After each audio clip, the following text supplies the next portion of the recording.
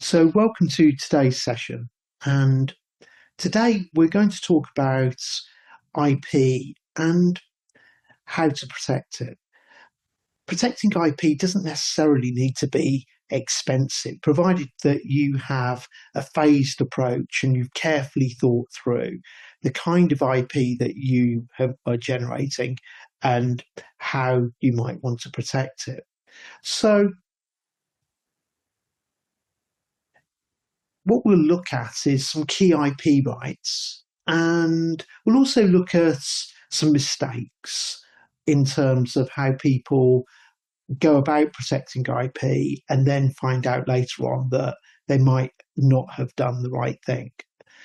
And we'll look at some statutory rights, particularly relating to employees and their rights in relation to IP and what you need to be aware of in relation to that.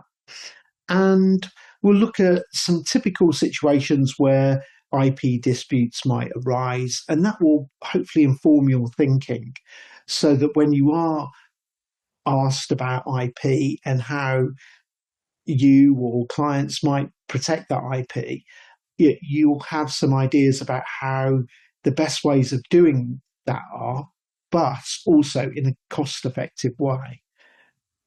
So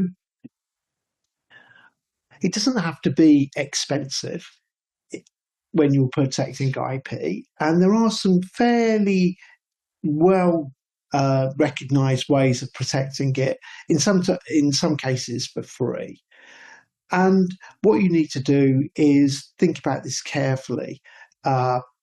And have some kind of strategy at the very start rather than having IP just having IP developed and then protecting it on an ad hoc basis. So there needs to be some kind of strategy involved.